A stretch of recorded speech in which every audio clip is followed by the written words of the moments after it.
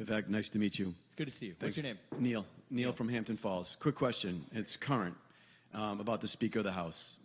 And a couple weeks ago, Matt Gaetz and coalition effectively ousted Kevin McCarthy. My question is, what are your views on the reasons why he was voted out? So I have a benefit here of not coming from that world of D.C. partisan horse trading and personality-driven vengeances back and forth. Let's just take a step back. Sometimes in the Republican Party, we obsess a little bit too much over the question of who. Kevin McCarthy or somebody else.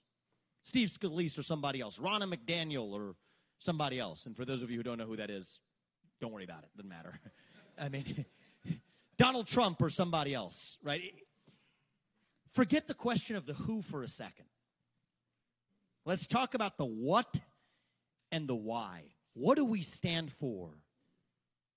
And why do we stand for it? Right? What I see, what we should be talking about right now, the $33 trillion national debt that our next generation is going to bear on their shoulders unless we do something about it. There were negotiations led by McCarthy and others to raise the debt ceiling. Well, to what end? We still have a $33 trillion national debt. Nobody's talked about how we deal with that. The border crisis of historic proportions. I was at Eagle Pass yesterday watching people literally just pour over into this country. I've never seen in my life a more organized, let alone government-organized process for violating the law at such a large scale. A dependence on China, our enemy, for our modern way of life that continues to grow by the day. An economy that's flailing we haven't seen since the Carter era. So yes, I want to talk about the what and the why. Tell me about what our plan is to address the crises that we face. And then the question of the who becomes much more obvious.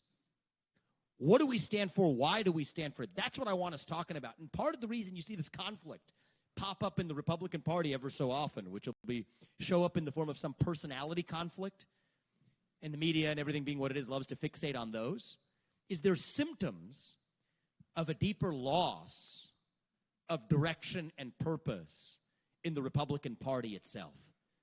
Right now, I worry the Republican Party has become a hollowed-out husk of a party in search of an agenda.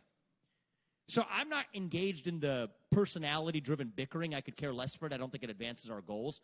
I want to focus on the what and the why, and then we can pick which person we put in the responsibility of the nanny to shepherd, a couple hundred people in Congress. That's the less important question than the substance of it itself. And so the good news in all of that is sometimes in chaos there can actually be opportunity.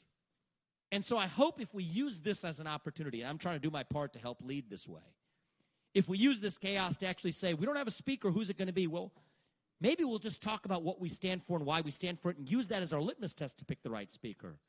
Then we will be stronger on the other side for it. So that's the kind of way I approach this and lead with this issue. Thanks a lot. I appreciate that question. Thank you. Thank you. We'll come to this gentleman in the front here. Thank you. Hi, I'm Sriram from New Jersey. I do see the president of a country as a CEO of the country. With that said, some